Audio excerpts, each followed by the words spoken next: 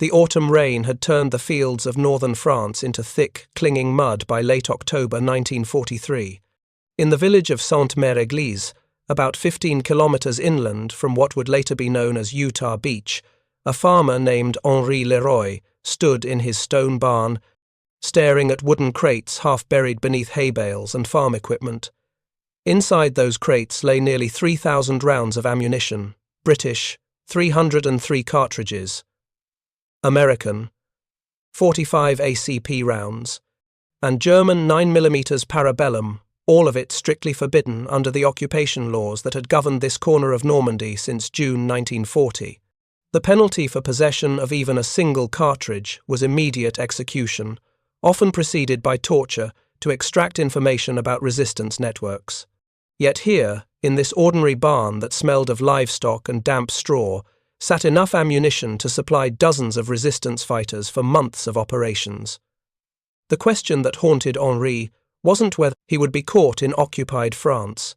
Capture was always a matter of when, not if, but whether, these rounds would reach the Maquis fighters hiding in the Bocage countryside before the Gestapo discovered his secret. If you're enjoying this deep dive into the story, hit the subscribe button and let us know in the comments from where in the world you are watching from today. Henri Leroy was not a natural rebel. Born in 1902, he had inherited his family's small farm in the Manche department of Lower Normandy, where his ancestors had worked the same fields for over 2 centuries. Before the war, his concerns had been prosaic: crop yields, livestock prices, the weather. He had served briefly in the French army during the early 1920s, completing his mandatory military service without distinction or particular interest in martial affairs. When war broke out in September 1939, Henri was 37 years old, too old for immediate conscription and too essential to local food production to be called up in the early mobilization waves. He watched from his fields as younger men marched away, and he continued ploughing and planting even as France fell in the catastrophic 6 weeks of May and June 1940. The German occupation transformed rural Normandy overnight. Wehrmacht units established checkpoints on every major road. The Feldgendarmerie, the German military police, conducted regular searches of farms and villages, looking for hidden weapons, contraband radios, and evidence of resistance activity. The Nazis implemented a system of collective punishment. If one person in a village was found harboring weapons or aiding the resistance, the entire community could face reprisals. In the commune of Sainte-Mère-Église, population approximately 1,500, the Germans posted notices in the town square listing the penalties for various infractions. Possession of firearms, death by firing squad. Possession of ammunition, death by firing squad. Listening to BBC broadcasts, imprisonment or deportation to labour camps in Germany, aiding escaped Allied prisoners or downed airmen, death by firing squad, with family members potentially arrested as accomplices. Despite these draconian measures, resistance began almost immediately, though in the early years it was fragmented and often amateur. The French resistance was not a single unified organisation, but rather a constellation of networks, groups, and individuals, operating with varying degrees of coordination. In Normandy, resistance activity initially focused on intelligence gathering, observing German troop movements, noting defensive positions, mapping coastal fortifications and on escape lines that helped downed British and American airmen evade capture and return to England. Active sabotage and armed resistance required weapons, and weapons required ammunition, and both were desperately scarce in occupied France. The Germans had confiscated virtually all civilian firearms during the occupation's first months. French soldiers returning from the debacle of 1940 had been ordered to turn in their weapons. Hunting rifles, sporting guns, even antique firearms were seized and catalogued. The occupation authorities maintained detailed records of every weapon registered in France before the war, and they systematically searched homes, farms, and businesses to ensure compliance. Penalties for non-compliance were swift and brutal. In July 1940, 3 farmers in the nearby village of Montebourg were executed for hiding a single hunting rifle in a grain silo. The Germans left their bodies hanging in the town square for 3 days as a warning. Yet weapons did exist in occupied France, hidden in walls, buried in fields, concealed in wells and barns and cellars. Some French soldiers had hidden their service weapons rather than surrender them. Some civilians had lied about their firearms, claiming they had been lost or stolen. British intelligence services, operating through the Special Operations Executive, began airdropping small quantities of weapons to nascent resistance groups starting in 1941. These drops typically included Sten submachine guns, which were cheap, simple, and easy to manufacture in British factories, along with plastic explosives, detonators, and ammunition. But the ammunition was never enough. A single Sten gun could fire through its 32-round magazine in under 3 seconds on full automatic. Resistance fighters needed to conserve every cartridge, making each shot count, because resupply was uncertain and infrequent. Henri Leroy's involvement in the resistance began not with ideology but with proximity. In March 1942, a British bomber returning from a raid on Cherbourg was hit by German anti-aircraft fire. The damaged aircraft limped inland, losing altitude, before the crew bailed out somewhere over the Cotentin Peninsula. One of the airmen, a 23-year-old wireless operator named Thomas Hartley, landed in a field less than 2 kilometers from Henri's farm. Hartley had broken his ankle during the parachute landing and was unable to walk. A local boy found him at dawn and ran to fetch Henri, who was known in the area as a practical man, not given to panic or dramatic gestures. Henri made a calculation that morning that would define the next 2 years of his life. He could report the airman to the Germans, which would earn him a small reward and keep him in the occupation authorities' good graces. He could ignore Hartley and let someone else deal with the problem, which was the safest option, but required a kind of moral cowardice that Henri found distasteful. Or he could help, which meant violating occupation law and risking his life, his farm, and potentially his neighbour's safety. He chose to help, not because he was particularly brave or politically committed, but because it seemed, in that moment, like the only decent thing to do. Henri hid Hartley in his barn for 6 days, while making contact, through circuitous and cautious channels, with a resistance network that operated escape lines through Brittany to the coast, where small boats could ferry evaders across the Channel to England.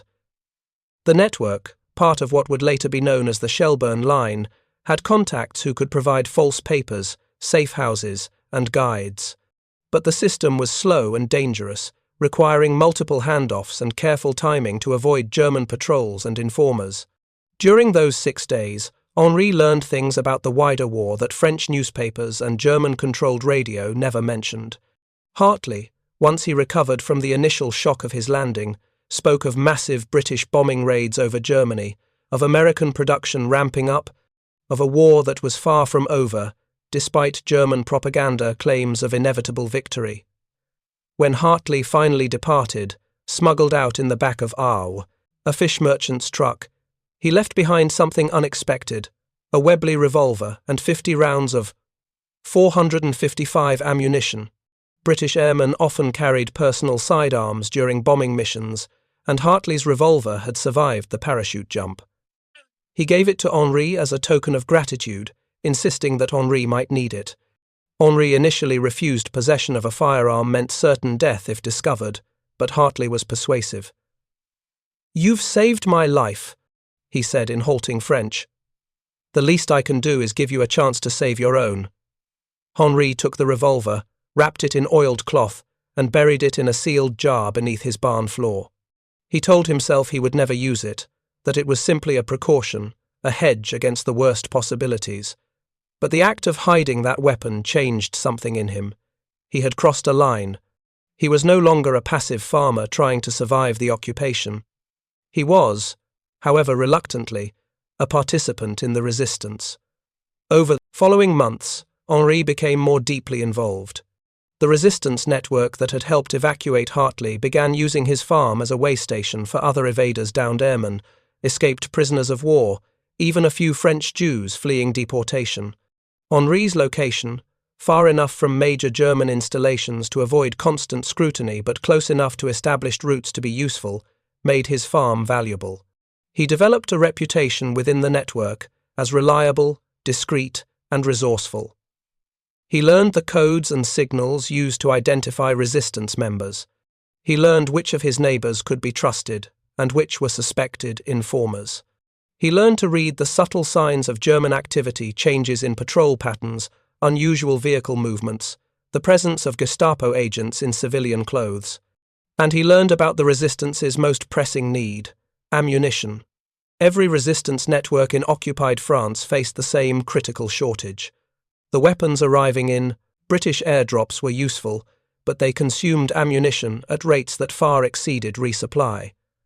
A small resistance cell might receive 2 or 3 Sten guns and perhaps 500 rounds of 9mm ammunition, which seemed like a substantial quantity until you considered that a single ambush of a German patrol might expend 200 rounds or more.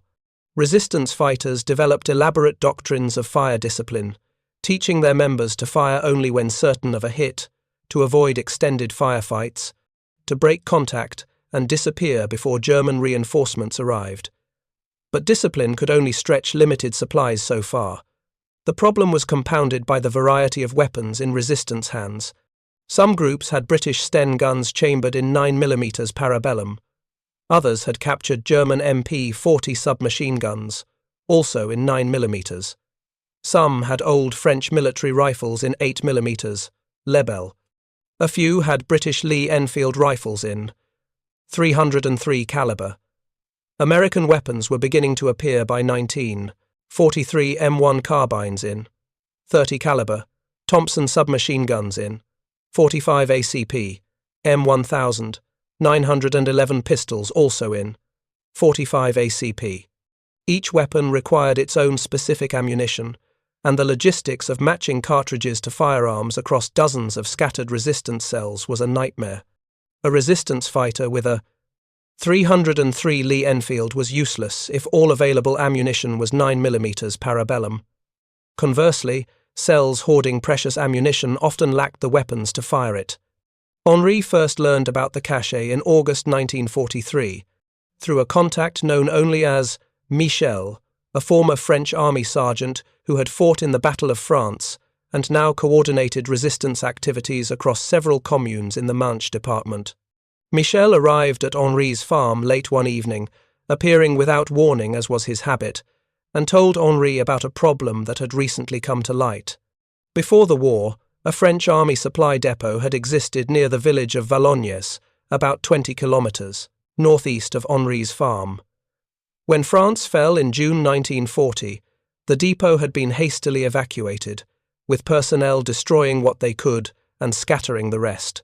Most of the depot's contents had been captured by the Germans, but a French army logistics officer, acting on his own initiative during the chaotic final days before surrender, had removed several crates of ammunition and hidden them. That officer, a captain named Maurice Dubois, had intended to retrieve the ammunition later, once he understood what form the occupation would take and whether organized resistance would be possible. But Dubois had been arrested by the Germans in late 1940 on unrelated charges. He had been caught with a radio receiver tuned to BBC broadcasts and had been sent to a labour camp in Germany, where he died of typhus in 1941. Before his arrest, however, Dubois had told one other person about the hidden ammunition: his cousin, a farmer named Robert Vasseur, who lived near Valognes. Vasseur had sat on this information for over 2 years, paralysed by fear and indecision. The ammunition was hidden on property he did not own, in a location he visited infrequently, and retrieving it would require help multiple people, vehicles, and careful planning. Any of these elements could lead to exposure. Vasseur had finally approached Michel in July 1943, motivated by a combination of guilt and practical necessity. His nephew had joined a Marquis group operating in the Bocage country south of Carentan, and that group desperately needed ammunition. Vasseur could no longer justify sitting on a cache of 3,000 rounds while resistance fighters literally counted their cartridges. Michel had spent a month investigating Vasseur's story, verifying what he could through other former French army contacts and through careful reconnaissance of the site. The ammunition, according to Vasseur's information, was hidden in a stone outbuilding on an abandoned farm near Valognes. The building had once served as a smokehouse for curing meat, and its stone construction and isolated location had made it an ideal hiding place. Dubois had placed the ammunition crates in a pit beneath the smokehouse floor, covered them with stones and dirt, and then scattered straw and debris to make the floor appear undisturbed. The property had changed hands twice since 1940, and the current owner, an elderly widow who lived elsewhere, rarely visited the site. The challenge was retrieval. The ammunition was heavy. 3,000 rounds of mixed calibers would weigh well over 100 kilograms, depending on the specific types. It would need to be transported in crates or boxes, which would require a vehicle, which would require fuel, which was strictly rationed and controlled by the Germans. Any vehicle on the roads at night attracted immediate suspicion. Checkpoints were common, and the Feldgendarmerie had authority to search any vehicle at any time without cause. Being caught with even a single crate of ammunition would mean immediate arrest and execution, not just for the driver, but potentially for anyone associated with the vehicle's owner. Michel proposed using Henri's farm as a temporary storage site. The plan was to retrieve the ammunition in stages, moving small quantities at a time to minimize risk. Henri would hide the ammunition in his barn, the same barn where he had hidden Thomas Hartley and a dozen other evaders over the past year. From Henri's farm, the ammunition would be distributed to resistance cells across the region as needed, in amounts small enough to avoid detection during transport. Henri agreed, though not without reservations. His barn was already a dangerous place. He currently had 2 British airmen hidden in the hayloft, waiting for contact with an escape line, and adding 3,000 rounds of ammunition would multiply the risk exponentially. If the Germans conducted a thorough search, if an informer reported suspicious activity, if anything went wrong, Henri would face not just execution, but torture. The Gestapo had refined interrogation techniques to brutal efficiency, and they would want to know everything. Who had helped hide the ammunition, where it was going, which resistance networks were involved, the names and locations of every contact Henri had ever made. But Henri also understood the mathematics of resistance. 3,000 rounds of ammunition could sustain multiple operations, ambushes, sabotage, attacks on collaborators that would disrupt German operations and, more importantly, signal to the population that resistance was possible and ongoing. The psychological impact of successful resistance actions often exceeded their tactical significance. Each ambushed patrol, each destroyed truck, each killed collaborator demonstrated that the Germans were not invincible, that the occupation could be challenged, that defeat was not inevitable. And in the autumn of 1943, as the war reached a potential turning point, the Soviets were pushing west after Stalingrad. The Allies had invaded Italy. The Wehrmacht was retreating on multiple fronts. Maintaining resistance, morale, and operational capacity was crucial.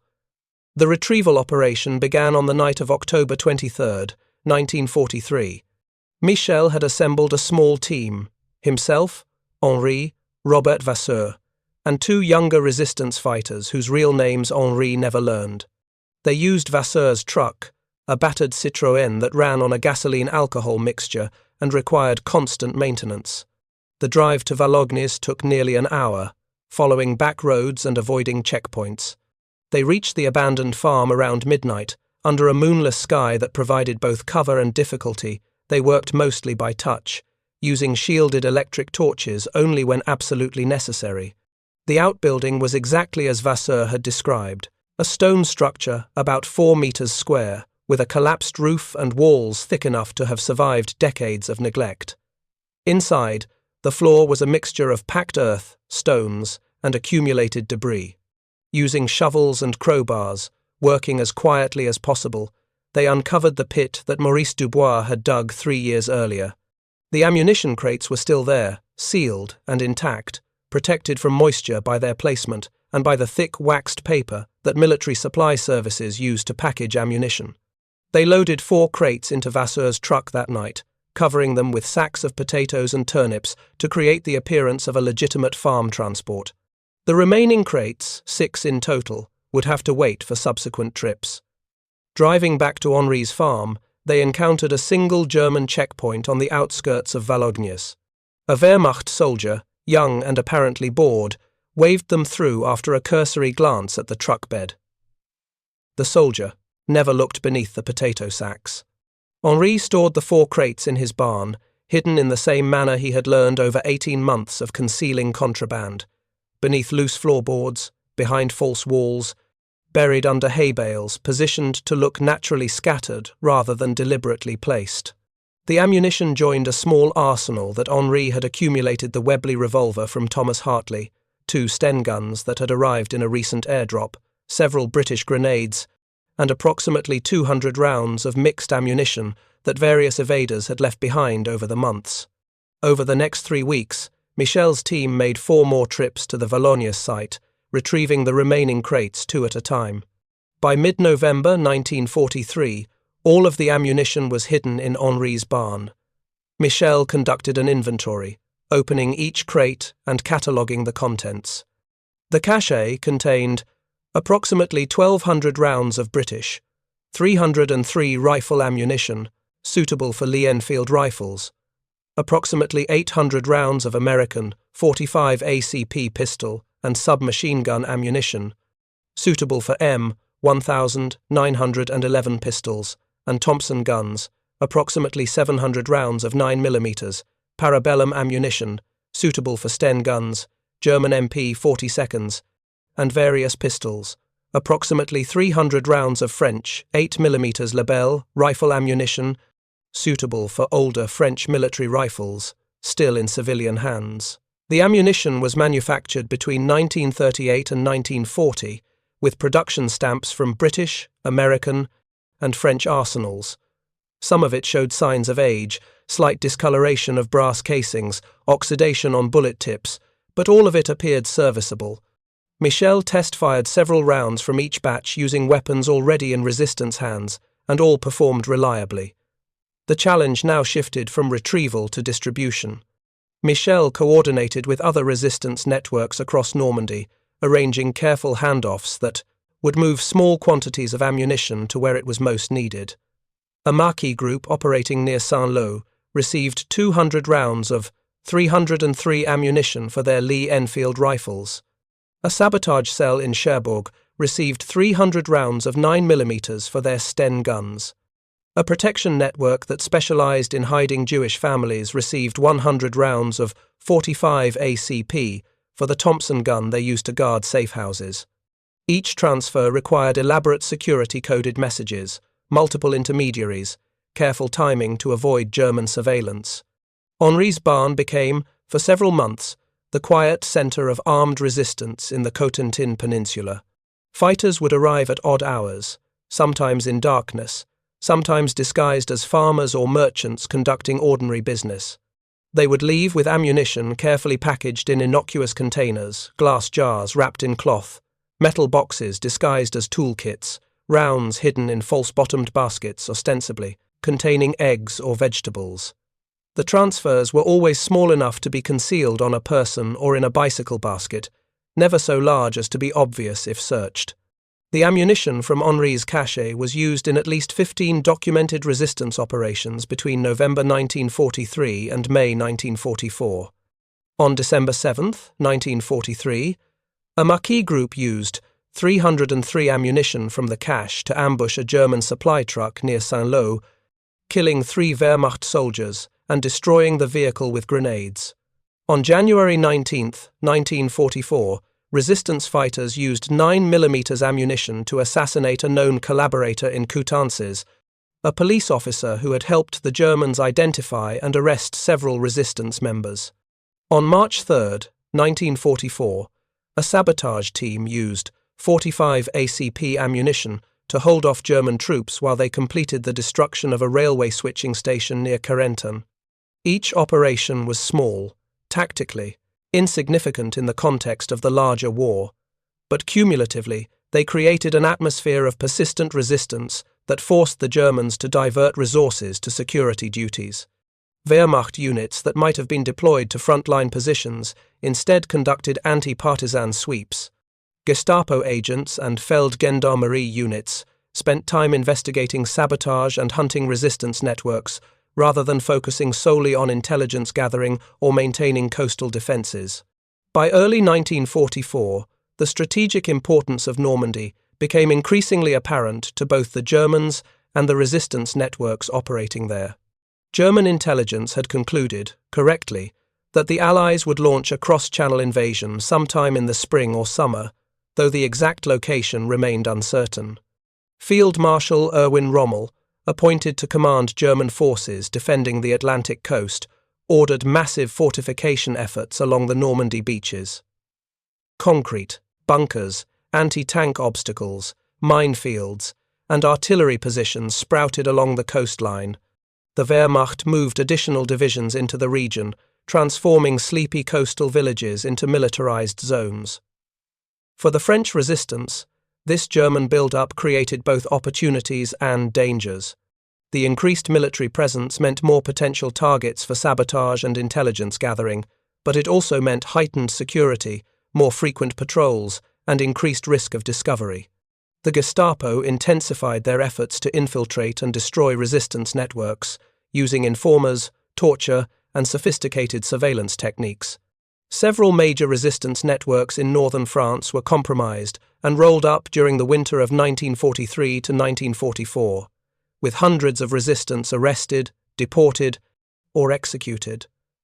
Henri Leroy understood that his time was limited. Every week that the ammunition remained hidden in his barn increased the probability of discovery. German search patterns were becoming more thorough and unpredictable. In February 1944, a Wehrmacht unit conducted a surprise inspection of farms in the neighbouring commune, searching for evidence of black market activity and hidden contraband. They found nothing, but the inspection pattern suggested they were working systematically through the region, and Henri's farm would eventually receive similar attention. Michel accelerated the distribution timeline, moving larger quantities of ammunition more quickly despite the increased risk. By March 1944, approximately two-thirds of the original cache had been distributed to resistance cells across the Cotentin Peninsula and beyond.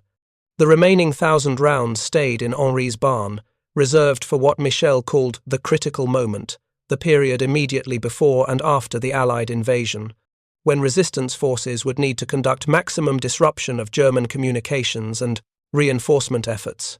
The Allies, through the Special Operations Executive and its American counterpart, the Office of Strategic Services, had been coordinating with French resistance networks since 1941, preparing for exactly this scenario.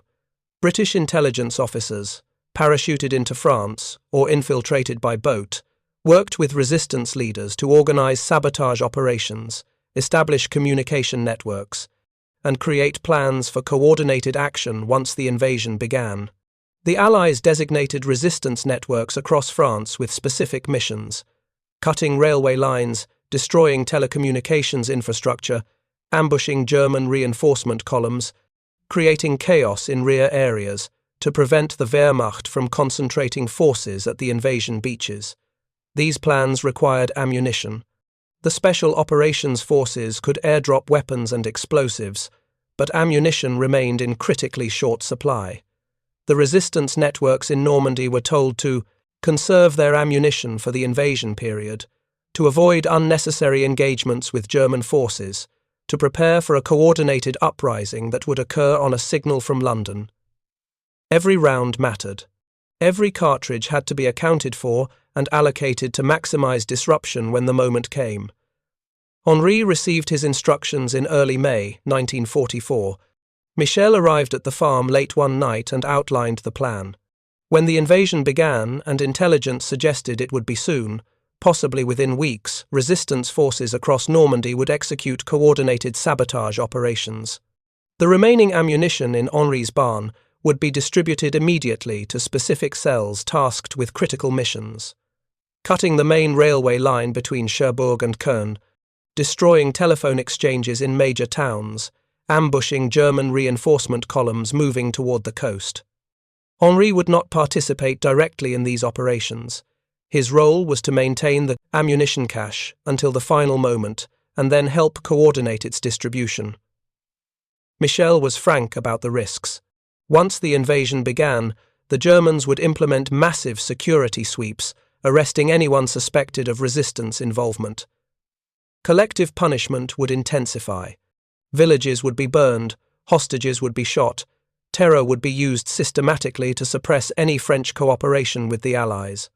Henri needed to decide whether he would evacuate, hide with the Maquis in the countryside, try to reach Allied lines once they established a beachhead, or stay on his farm and face whatever came. Henri chose to stay. Evacuating meant abandoning his farm, his livestock, everything he had built. More importantly, it meant abandoning the role he had carved out for himself over 2 years of resistance work. Someone needed to coordinate the final ammunition distribution. Someone needed to maintain contact with the various cells that would execute the sabotage missions. Someone needed to be a fixed point in a landscape that was about to become chaotic beyond measure. The night of June 5th to 6th, 1944, changed everything. Henri heard the aircraft first wave after wave of Allied bombers and transport planes passing overhead, heading inland from the coast. The sound was continuous, a droning roar that shook the windows of his farmhouse and sent his livestock into panicked confusion. He stood in his doorway, watching the dark sky, seeing the faint silhouettes of aircraft against the stars, and he knew the invasion had begun. By dawn on June 6th, coded BBC messages confirmed what Henri already understood. The Allies had landed on the Normandy beaches.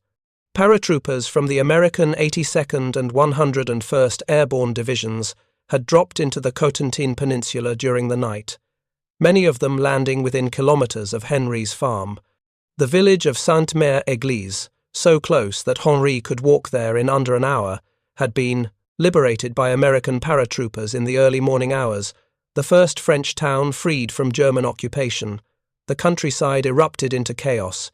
German units, surprised by the landing locations and confused by the scattered paratrooper drops, rushed reinforcements toward the coast.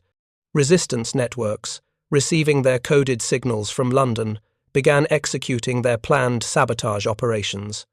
Railway lines were cut with explosives. Telephone wires were severed. German dispatch riders were ambushed on country roads. The carefully hoarded ammunition, including the rounds from Henri's cache, was expended in a coordinated burst of disruption designed to prevent the Wehrmacht from organizing an effective response to the invasion. Michel appeared at Henri's farm on the afternoon of June 6th, accompanied by 4 resistance fighters Henri had never seen before. They loaded the remaining ammunition, approximately 1,000 rounds, into canvas bags and backpacks. Michel gave Henri brief updates on the tactical situation. American forces had established precarious footholds on Utah and Omaha beaches. British and Canadian forces were pushing inland from Gold, Juno, and Sword beaches. The Germans were counterattacking, but their response was disorganized, hampered by destroyed communications and disrupted transportation networks. Every hour of delay, every German unit held up by sabotage or forced to take roundabout routes because main roads were blocked, gave the Allies more time to consolidate their beachheads and bring reinforcements ashore. The ammunition from Henri's cache went to 3 specific operations during the first week of the invasion. A resistance cell near Carentan used 303 rounds to engage a German reconnaissance unit, forcing them to take cover and delaying their report on American positions by several hours. Another group used 9mm ammunition to hold a strategic crossroads for 6 hours, preventing a German armoured unit from using a direct route to the coast and forcing them onto secondary roads where they became vulnerable to Allied air attack. A third team used 45 ACP ammunition to provide covering fire while they destroyed a German communications bunker, severing Wehrmacht command links at a critical moment when German commanders were trying to coordinate their defensive response. None of these actions, individually, changed the outcome of the invasion. The Allies would have succeeded regardless, their overwhelming material superiority and carefully planned operations ensuring eventual victory. But collectively, the resistance operations fueled by ammunition like the rounds from Henri's cache created friction in the German response. They delayed, disrupted, and disorganized. They forced German commanders to make decisions with incomplete information. They prevented the Wehrmacht from concentrating forces effectively during the critical first days, when the Allied beachheads were most vulnerable. Henri remained on his farm throughout the first week of the invasion. Even as the fighting drew closer, American forces from Utah Beach pushed inland, fighting through the bocage countryside toward Carentan and Cherbourg. The hedgerow country of Normandy, with its thick vegetation and ancient earthen banks, proved ideal for defense, and German units fought stubborn delaying actions that turned every field and road into a battlefield. Artillery fire became constant, the boom of guns rolling across the landscape day and night. Allied aircraft dominated the skies, strafing German positions and bombing anything that moved on the roads. On June 12, 1944, American troops from the 101st Airborne Division reached Sainte-Mère-Église in force, consolidating control of the town and the surrounding area. Patrols began moving through the countryside, clearing out isolated German positions and making contact with French civilians. A patrol reached Henri's farm on the afternoon of June 13th, 6 American soldiers, young and nervous, weapons ready, moving carefully through the farmyard. Henri emerged from his house with his hands raised, calling out in French that he was a friend, that he had helped the resistance. The American soldiers, none of whom spoke French with any fluency, were initially suspicious. One of them, a corporal from New York whose parents had emigrated from Sicily, spoke a few words of broken French and managed to communicate basic questions. Henri explained, as best he could, about the ammunition cache, about hiding British airmen, about the resistance network he had supported. If you find this story engaging, please take a moment to subscribe and enable notifications. It helps us continue producing in-depth content like this. The Americans called for an officer, and eventually a lieutenant arrived who spoke passable French, having studied it at university before the war. Henri repeated his story in more detail, providing names of resistance contacts, describing operations he had supported, offering to show the lieutenant his barn where the ammunition had been hidden. The lieutenant was skeptical. American forces had been warned that some French civilians might falsely claim resistance credentials to curry favor or avoid suspicion, but he agreed to inspect the barn. The hiding places were empty now, the ammunition long since distributed, but the construction of the concealment spaces was evident to anyone who knew what to look for. The false floorboards, the modified hay bale storage that created hidden voids, the carefully arranged farm equipment that served as camouflage, all of it spoke to systematic, long-term clandestine activity. The lieutenant examined these features and then questioned Henri more closely about specific details, dates of operations, names of contacts, descriptions of equipment. Henri's answers were consistent and verifiable. He knew things, operational details, organizational structures, technical information about weapons and tactics that no casual observer would know. The lieutenant made a note in a small field notebook and told Henri that American intelligence officers would probably want to speak with him in more detail. Henri was not a suspect, but he was potentially a valuable source of information about resistance networks and German dispositions. In the meantime, Henri should stay on his farm, avoid unnecessary movement, and cooperate with any Allied forces that came through the area. Over the following weeks, as American forces ground their way through the Cotentin Peninsula toward Cherbourg, Henri did speak with intelligence officers. He provided information about resistance contacts, German defensive positions he had observed, locations where additional hidden weapons might be cached. Some of this information proved useful. Most of it was already outdated. The rapid pace of combat had overrun many of the positions and areas Henri described, but the intelligence officers appreciated the cooperation and noted Henri's contributions in their reports. The broader resistance network that Henri had been part of played a measurable role in the Normandy campaign. Historians analyzing the invasion have documented over 950 resistance sabotage operations across Normandy and Brittany during June 1944. These operations cut railway lines in over 500 locations, destroyed or damaged 29 major telecommunications installations, and ambushed or delayed German reinforcement columns in dozens of engagements. The German 7th Army, responsible for defending Normandy, reported in internal communications that resistance activities had disrupted their defensive preparations and delayed reinforcement movements by an estimated 12 to 24 hours during the critical first days of the invasion. 12 to 24 hours may not seem significant, but in the context of the Normandy invasion, that delay was substantial. The Allied beachheads were most vulnerable during the first 48 hours, before heavy equipment and reinforcements could be brought ashore in large quantities. German counterattacks during this window might have driven the Allies back into the sea, or at minimum inflicted casualties severe enough to jeopardize the entire operation. The delays imposed by resistance sabotage, including operations fueled by ammunition from Henri's cache, gave the Allies the time they needed to consolidate their positions and establish the logistics networks that would support the eventual breakout from Normandy. The human cost of resistance activity was severe. Of the approximately 500,000 French men and women involved in resistance work during the occupation, over 90,000 were arrested, deported to concentration camps, or executed. Many were tortured before death. In the Manche department, where Henri operated, at least 200 resistance members were killed by the Germans between 1940 and 1944. Some died in combat, others were executed after capture. Still, others simply disappeared into the Nazi concentration camp system, their fates unknown to families who waited years for news that never came. Henri survived, but many of his contacts did not.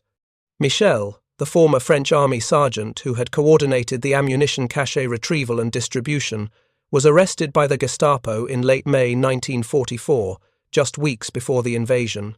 He had been betrayed by an informer who infiltrated the resistance network. Michel was tortured for information about other network members and planned operations, but according to survivors who were imprisoned with him, he revealed nothing. He was executed by firing squad on June 2, 1944, 4 days before the invasion he had worked for years to support. Robert Vasseur, the farmer who had preserved Captain Dubois' secret about the Coeur ammunition cache, was killed during the fighting for Valognes in mid-June. He had joined a Maquis unit after the invasion began and was caught in the open during a German artillery barrage. He was 48 years old, leaving behind a wife and 3 children. Of the 2 younger resistance fighters who had helped retrieve the ammunition that October night in 1943, one survived the war and one did not. The survivor emigrated to Algeria in 1946 and never spoke publicly about his resistance activities. The other was killed in August 1944 during the fighting for the Falaise Pocket, dying not as a resistance fighter, but as a soldier in the reconstituted French army that fought alongside the Allies during the liberation of France. The ammunition cache itself, those 3,000 rounds that Captain Maurice Dubois had hidden in a smokehouse near Valognes in June 1940, represented a tiny fraction of the total munitions expended during the Normandy campaign. Allied forces fired millions of rounds during the Battle for Normandy: artillery shells, rifle cartridges, machine gun belts, mortar bombs, naval gun projectiles. The industrial capacity that produced this ammunition was staggering. American factories alone manufactured over 40 billion rounds of small arms ammunition during World War II. British factories added billions more. The 3,000 rounds from Dubois' cache were statistically insignificant, a rounding error in the vast calculus of modern industrial warfare. But statistics do not capture human significance. Those 3,000 rounds represented hope during the darkest years of occupation. They represented the determination of ordinary people, farmers, shopkeepers, teachers, factory workers, to resist tyranny despite overwhelming odds and brutal consequences. They represented the careful work of networks that operated in constant fear of betrayal and exposure. They represented the accumulated courage of individuals like Henri Leroy, who made quiet decisions in barns and kitchens and fields, decisions that risked everything for principles they could not articulate but felt deeply. The moral arithmetic of resistance is complex and often uncomfortable. Henri helped kill German soldiers, some of whom were themselves conscripts with no particular enthusiasm for Nazi ideology. The ammunition from his cash ended lives Wehrmacht troops who had families waiting in Germany, young men barely out of adolescence, career soldiers following orders.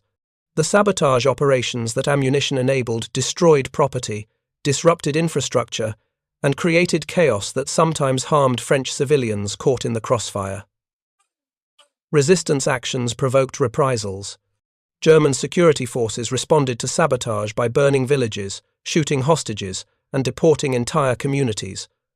The moral weight of these consequences cannot be dismissed or minimized, yet the alternative passive, acceptance of occupation, collaboration, or silent complicity with Nazi crimes, carried its own moral burden. The German occupation of France was not a benign administrative arrangement. It involved systematic exploitation of French resources and labor. It involved the deportation of 75,000 French Jews to extermination camps. It involved the execution of thousands of hostages and resistance fighters. It involved the transformation of France into a subordinate component of a Nazi empire that was premised on racial hierarchy, genocidal ideology, and totalitarian control. Resistance, however imperfect and costly, represented a rejection of that order. Henri Leroy never thought of himself as a hero. After the war, when asked about his activities during the occupation, he would typically deflect, saying he had done what needed to be done, that others had taken greater risks, that his contribution had been modest. He returned to farming, working the same fields his family had cultivated for centuries. He married in 1947, raised 2 children, and lived quietly until his death in 1978, at the age of 76. His barn, the stone structure where 3,000 rounds of ammunition had once been hidden beneath hay bales and floorboards, remained standing through the 1980s, eventually falling into disrepair as agricultural practices modernized and Henri's children pursued careers in cities rather than continuing the family farm. The building was demolished in 1992 to make way for a modern equipment shed. No plaque marked its historical significance. No monument commemorated the risks taken within its walls. The Webley revolver that Thomas Hartley had given Henri in 1942 was never fired in combat. Henri kept it hidden throughout the war, and after the liberation he turned it in to Allied military authorities, along with other weapons and contraband that French civilians had accumulated during the occupation. He sometimes wondered what had happened to Hartley, the young British wireless operator whose parachute landing had started Henri's involvement in resistance work. He never learned Hartley's fate, though records show that Hartley did successfully return to England via the Shelburne escape line and completed his service in the Royal Air Force, surviving the war. The broader question of the resistance's military effectiveness remains debated by historians. Some argue that resistance sabotage significantly disrupted German defensive preparations and delayed reinforcements during critical periods of the Normandy campaign. Others contend that the resistance's impact was marginal, that Allied material superiority would have ensured victory regardless of French resistance activities, and that the casualties suffered by resistance networks might have been avoided without changing the war's outcome. Both perspectives contain elements of truth. The Allies would likely have won in Normandy without any resistance, support their advantages in air power, naval gunfire, industrial production, and manpower were decisive. But resistance activities contributed to that victory by creating friction in the German response. By denying the Wehrmacht the time and space to organize effective counterattacks, and by providing intelligence that helped Allied commanders make informed decisions. The 12 to 24-hour delays imposed by resistance sabotage during the invasion's first days were genuinely significant, given the narrow margins that separated success from potential disaster in amphibious operations. More important than the tactical or strategic impact, perhaps, was the psychological and moral significance of resistance.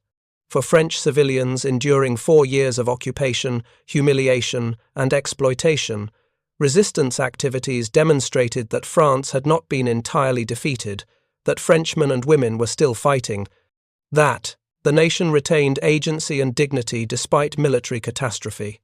The post-war French government, led initially by Charles de Gaulle, emphasized resistance contributions partly to rebuild national pride and create a founding myth for the Fourth Republic. This emphasis sometimes exaggerated resistance scope and effectiveness, but it was rooted in real actions by real people who had risked and often sacrificed their lives. Henri's story, multiplied across thousands of farms, shops, and homes throughout occupied France, constitutes the substance of that resistance.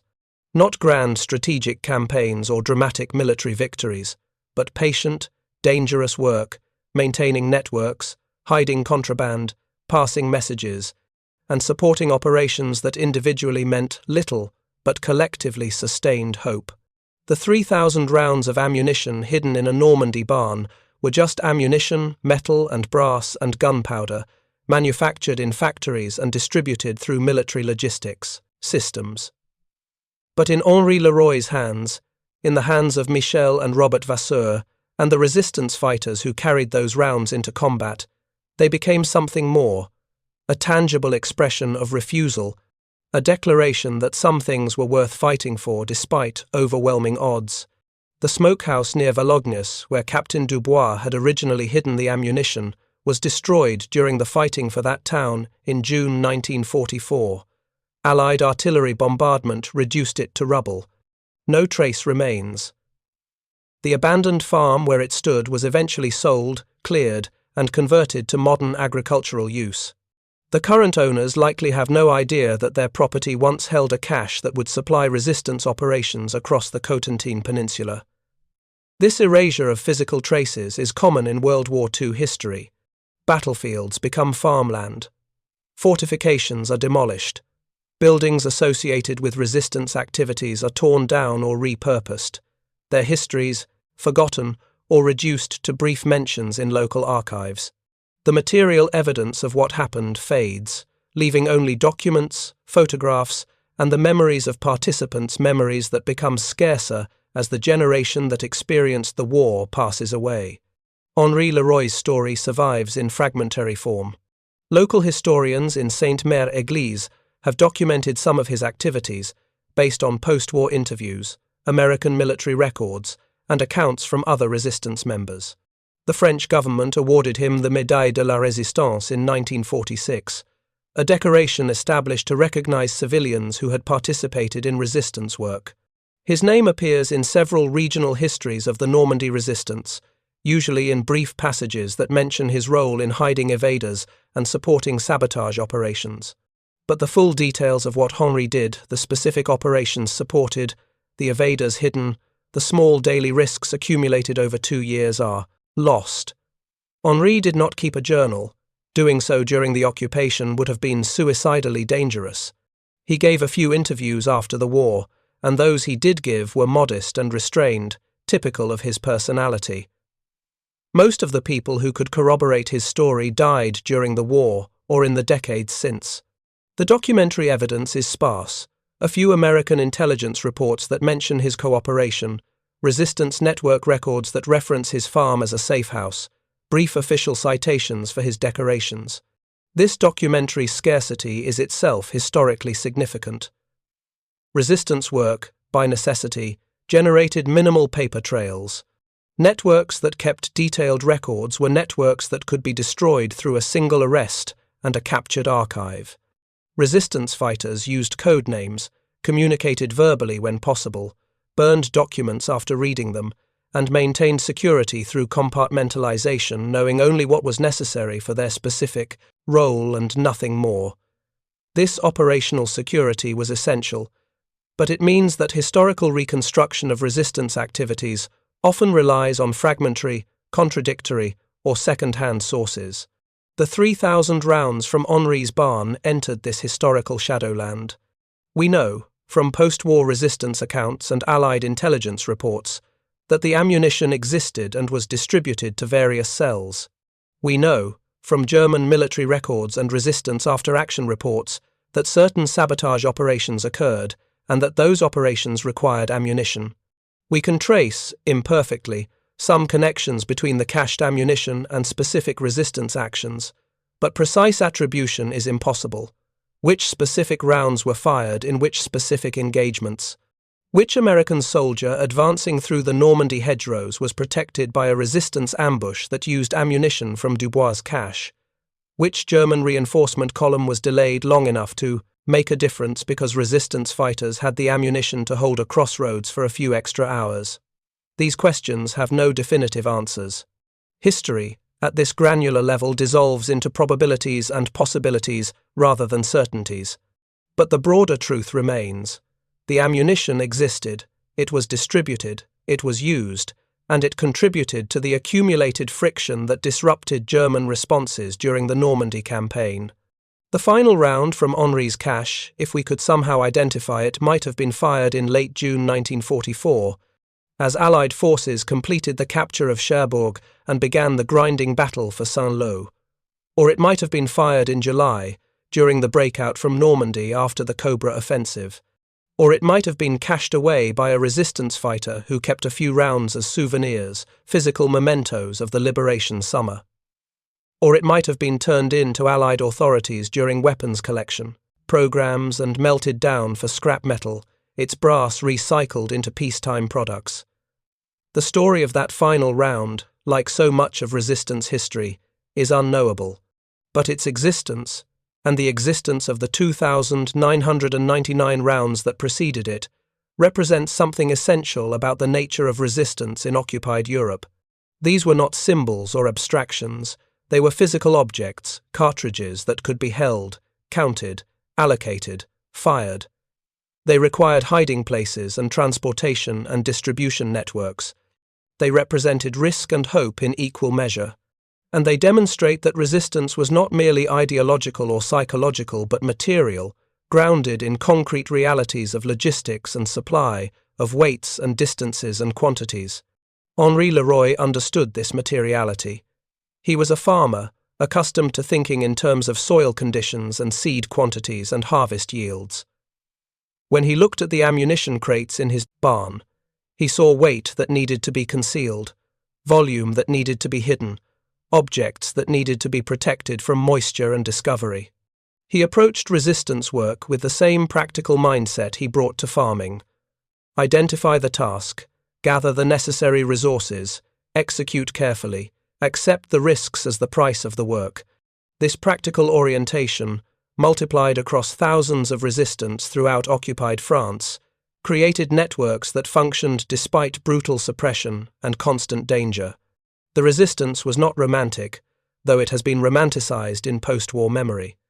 It was work difficult, dangerous, often tedious work that required patience, discipline, and constant vigilance.